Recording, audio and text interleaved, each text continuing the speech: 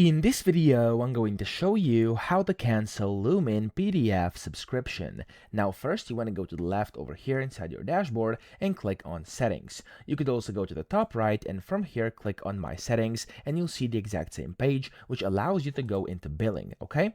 Now from here, from the Billing section, you want to go and find the product you wish to cancel your subscription of. So for me, I have this PDF here. I'm going to go to Manage over here on the right, and then here you can click on Cancel Subscription. And then if you are sure you want to do that, click on Continue to Cancel.